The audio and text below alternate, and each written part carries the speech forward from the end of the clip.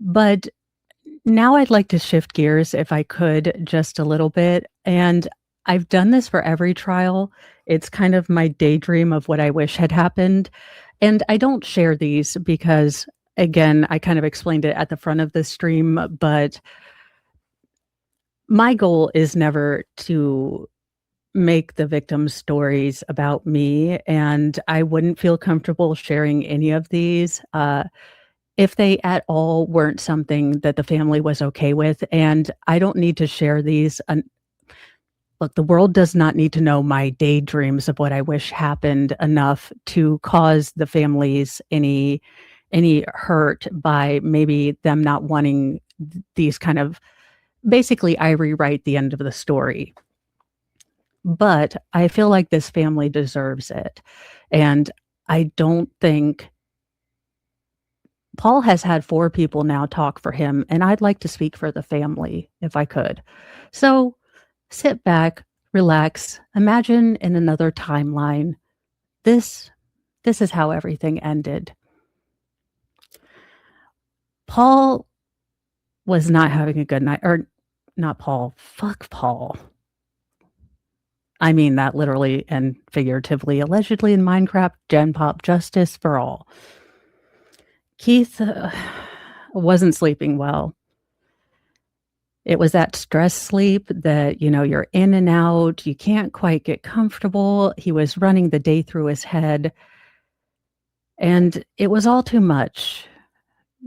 He knew he was coming to some sort of conflict or resolution with his brother, and he just couldn't shake the feeling that something was coming, and it had just dogged his sleep the entire night, tossing and turning. And just about the time that he got to that part of the dream where that creepy hand behind you touches your shoulder, he woke up. And right at this time, kind of like miracles do in life, in a moment, subtle, quiet, not loud, there was a shift, just a little shift, subtle, again, like a whisper, like a shadow, but it was there. No one really noticed. And in that moment, Keith was like, I need to check on my family. And he looked over at his wife. She was sleeping. And as he looked at her, he realized he no longer felt stress. He really didn't feel worried.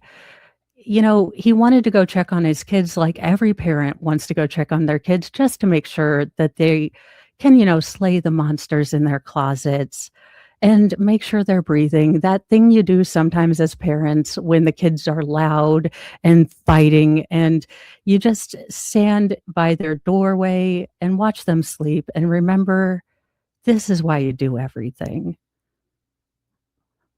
But that fear, that terror, it kind of felt like a shadow now. That big lump, that big weight, it felt like an echo. He couldn't quite remember it, kind of how a dream just seeps out of your mind. And he was looking at his wife, and it was like he was seeing her for the first time. Again, without the stress, without the bickering, without the, hey, do you pick up the laundry? Do you pick out? He'd never felt this. This was like a life without all the little worries and dreams. And, it's still like you do when you're waking up. Those fragments, those shadows, that echo of terror, of fire, of pain, that bad dream that he had was still following him a little. Again, kind of fading out, but still there. So he looked at his wife, but he got up because, kids, dad, it's a thing. And he got up and he went to his son's room, and there were toys everywhere. But those little things, those toys everywhere, those socks in and out of drawers, the way his son was,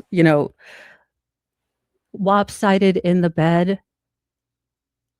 It was just peace. It was like its own little miracle watching his son happy, peaceful, in a place he'd provided, in a place that he'd worked his butt off. And he felt peace. And in that moment, he could see his son, all the moments that they would do together, that first fight over Axe body spray, that first fight about, you have to take a shower, explaining to him that he'd have to use deodorant, how to shave, how to drive, how to deal with his first broken heart and his first stolen hoodie, how he would say goodbye when he went to college and worry from afar, but hope that he had raised someone that would take the kicks that life took. And, knowing that he was maybe going to get a little dinged up, but he'd always have his dad there. He'd trip a little bit, but he'd be okay. And then again, more scenes came forward. His son finding a woman he loved, bringing her home, seeing his son become a dad and a husband and a grandpa. And it was like this film just passed him. And again, all the little small things, all the little things that keep us up, that make us uncomfortable, that, bother us, they just didn't matter anymore. And he said, okay, this is good. I'm glad he's having a good dream. And he went to his little girl's room, and she was, in with all her stuffies. She was sleeping, there was a tiara and all sorts of stuff everywhere. And it was perfect. The toys were out, the things were a mess, but it was perfect. Perfect in the way that we often forget to notice. Perfect in a way that we want to crystallize, that we don't realize we have until it's gone. And the same sort of film went past. He saw Sophia going through middle school, dealing with mean girls, being the one that reminded her that just because everyone else wasn't the same, didn't get her, that she'd always have a dad in her corner. He taught her how to be a good friend, a good partner. And she looked at her mom and dad and she watched their relationship, the give and take. So when she navigated through life, when she found her way to the right person, she made a good choice. She picked someone like her dad. And Keith marveled at all of these things they'd seen, the movie of he and his wife, having the kids go out, getting back to each other, and then the joy of becoming grandparents, seeing their children settle down and get a life of their own, to be invited back in. And Paul went back to sleep. Or not Paul, fuck you, Paul. Keith went back to sleep. So maybe the nightmare was the dream. Maybe it was the echo. And maybe that world before, the one where we have all of those annoyances, where we have all of that pain and distrust, and there are monsters that wear a human mask, maybe that was truly the dream, and this world was the reality. Okay, you guys, how was it? Because that's kind of what I do for every trial. I don't ever want to take anything from the victim. So, but I wanted to rewrite the story so much. And it didn't feel like anyone was speaking for the family, especially the cavalcade of morons that was yesterday. So again, I think I think the defense will, in their monumental stupidity, bring in their DNA expertologist on Monday, and then we will be looking at closing arguments on Tuesday as my guest. Oh, no, you're fine. You are fine. like I said, I was more nervous in that, this is not something I generally share with people again, because I don't want it to be perceived as because there are some people that it feels like they want to make, the victim's story their own, and I don't wanna be seen as doing that, and I don't ever wanna do something that would hurt the family or they wouldn't want, out there.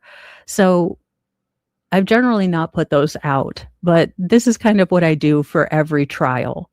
I definitely, like in my daydream story for Gannon Stalk, and Madeline Soto, they end up, getting kind of abducted into a land like Narnia, moments before they pass, in the real world, and they have various adventures and things like that, and then they end up, getting together.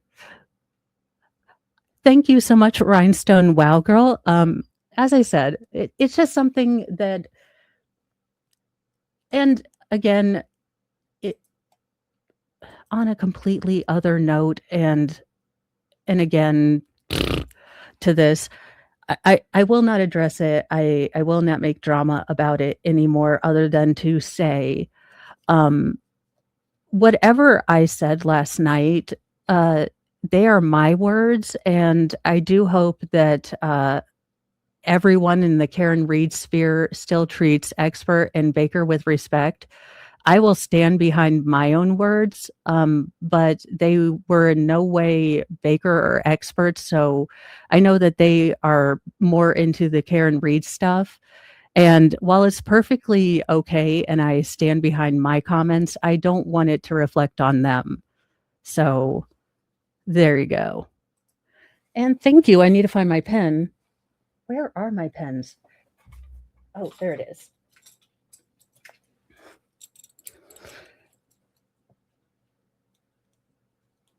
So that's all I have to say. Again, I stand by my comments. I'm a big girl, but I I don't want my friends to pay for me having a hot take, is all.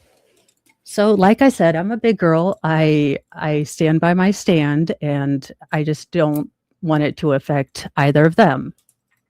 So, I mean, I'm not here for drama. I'm not in the Karen Reed sphere, but I do have a bit of a problem with certain points of view that are interesting. So that's all. I could foresee it becoming a big drama llama thing. And as I'm not a drama llama person, but I will own my words. Uh, like I said, I'm a big girl. If y'all have problems or with it on any side, I stand by my stuff. But just it's not my friends' stuff. So there you go. I just don't want any blowback on them.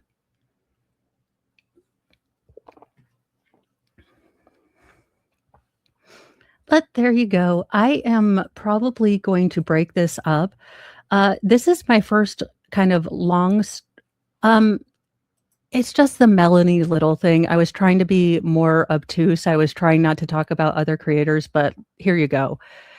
If anyone has a problem with what I said about Melanie Little and my perception that she frames her arguments through the lens of feminism, those are my words and my thoughts, and I don't want you to take it out on Baker or Expert or anyone else in the Karen Reed sphere. Again, I stand by it. I have observed it, and my perceptions are okay, but what I don't want to do is in any way cause drama for my friends. Yeah, I know.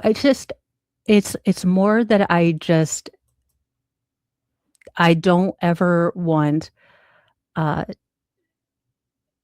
people to see this as, again, y'all, YouTube is crazy, and sometimes I'm not a good peopler to begin with. I tend to say the tismy things that you're not supposed to say, And when my leg is hurting, I tend to be more filterless. So, what I will say is, in the scheme of things, in the big, giant scheme of things, it's not important. It's not important. I welcome if Melanie would like to talk to me, if I I welcome a discussion. I will engage with a good faith background. I will not assume any, moral judgment on our different perspectives. So that's where I'll leave it. We might have different points of view, but if we have a discussion, I am willing to come at it with good faith, and listen to it. My mind is open, just not empty, and that's all. So, like I said, I just would rather the blowback not come to my friends. So, as I say, this is an open invitation to any way that anyone that was, would like to challenge me on that. Just, I'm a grown woman. I stand by my words. So, if you would like to have a dialogue, I am reachable. But if you are here to be a harpy, if you are here to browbeat me, if you are here to engage in bad faith, I'm not going to apologize for what were objective observations and reasonable points to counter them. And we don't have to think the same. She can have her lens through which she sees something, and I can have mine. And we can both respect that we might not see. We're going to turn into Mike and the Mechanics. It's too late when we die. I need a like synth guitar to admit we don't see. Everyone needs to go watch Mike and the Mechanics, and the world would be a better place. So there you go. That's what I'm going to end it with. But thank you guys so much, and thank you for your warm reception on Mo edits the ending. I probably should have written it down, but I was a little. Here's the thing. I can do dark humor. I can do sassy responses. The hardest and most vulnerable thing for me to do, because I feel things so deeply and so greatly, is to honestly look at what I wish would have happened, and not gloss over things. And it's easy for me to be cynical. It's easy for me to be sarcastic, and that it's not so easy to be hopeful and grounded when this is my genre. So that's what I do, and I've always been a little bit. Look, feelings are uncomfortable for me. I told y'all I'm a Vulcan. We have very deep feelings, but they are deeply uncomfortable. They don't make logical sense. So we suppress them maladaptively through nicotine and caffeine or whatever works for you. Carbohydrates, Any hoozle, I am going to continue. So I did get my big metal stand in for my cross stitch stuff. But me being me, it is taking me longer to put it together, and Mr. Mo has school today. So I am attempting to put that together. I also will have a haul. This case hasn't been easy, you guys, especially right after Uvalde. So I may or may not have, and okay, confession here, Mofessional. I am a sucker for a mystery bag. And Piper Lou, the company that does all of my, like my Dictum shirt and uh, a bunch of other T-shirts, had a bunch of mystery bags. So, okay, between you, me, and the internet, and not Mr. Mo and our credit card statement, I may or may not have bought 4 mystery bags and a bunch of tumblers. Again, y'all need to be my ride or dies. We're not telling Mr. Mo. I'm just kidding. I used my fund money, so it's just a joke. But he will say, "Do you really need more stupid T-shirts?" And I was like, "Have you met me? You had me at curse word on T-shirt." So there you go. So I will be putting that video up when that comes in, and I will also be showing you guys my goal this weekend before the snow hits is to get my room clean. Mr. Mo has some ideas to help me with organization so that I can use my phone to give you guys a room tour, which I have promised you guys for a while. But I'm gonna be real with you guys. Look, I can keep this area looking like I am not, part OCD, part chaos demon, uh, but I'm more conscientious now than I was as a child, but I always seem to be either very, very clean or the moment I have clutter, I can't foresee a workable solution with how to fix the clutter, I just get stuck and have no desire to clean it, but it slowly kills me with anxiety because I can't work in a cluttered look, a team of psychiatrists is gonna take years to study what the hell went wrong with me, and I can only say, "Good luck, you all." So, remember, as you go into the world, be kind to yourself. Don't hit your mic. Be kind to yourself, be kind to others, but have a sassy mouth and carry a can of bitch fire because kindness doesn't equal weakness. Kindness doesn't equal a doormat. It doesn't mean you have to be a see you next Tuesday, but it doesn't mean you need to be a doormat. So it's all about balance, goodness and hoodness, if you will. Bye, you guys.